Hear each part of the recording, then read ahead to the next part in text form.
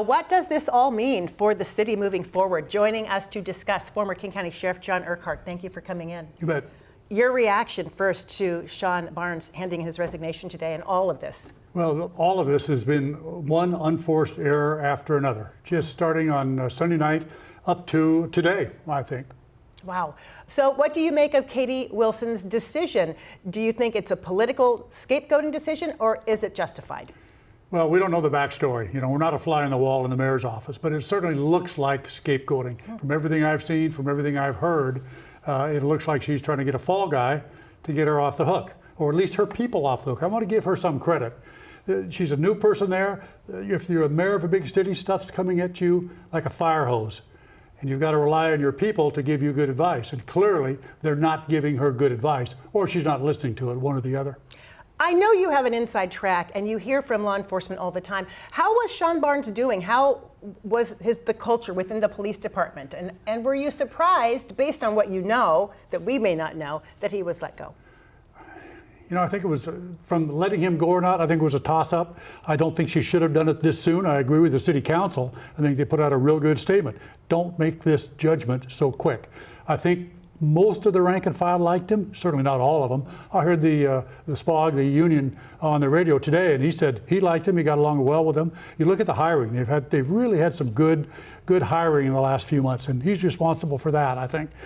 Most of the SPD, from what I'm hearing, at least tolerated him, if not liked him. And that's good. That's about as best as you can expect for a police leader. Let's talk about the timing. We just came off of the Bite of Seattle with this tragedy, 3 people killed. We're going into Seafair weekend, 180,000 people expected for the hydro races, for the Blue Angels.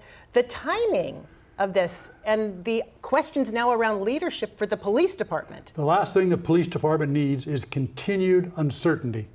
I think they would have loved to just get this behind them and go on. There's no reason why this firing couldn't have happened, if that's what she was bound to do, in a month or 2 months or even 6 months. It didn't have to happen this week so quickly, as far as everything we've seen.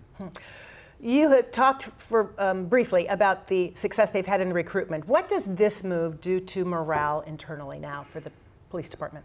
No organization, whether it's the police department or anything else, likes uncertainty. Yeah. They like to know who their bosses are. They like to know that things are kind of running smoothly. And they see this, and it's just an unease. And you've got to have high morale in a police department, especially, to do your job, which is reducing crime. So it's important from that standpoint, especially. Recruitment, same thing. Am I going to a department in turmoil, or a new police chief, especially?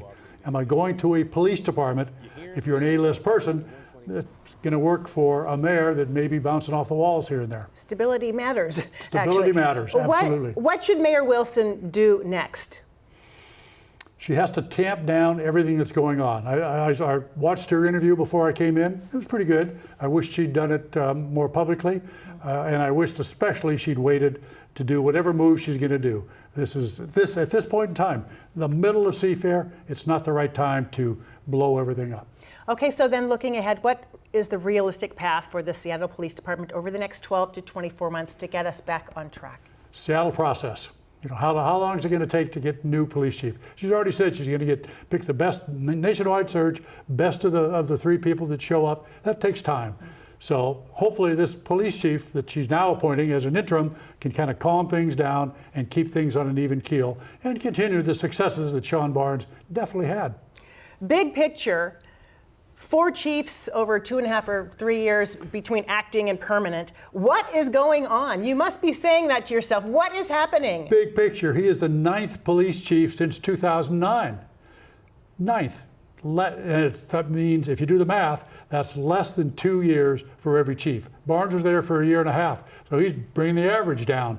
That says something about the city of Seattle. What is going on that they can't keep their police chief in a big city, in a city that police chiefs would want to go to, and yet they go through them like there's no tomorrow.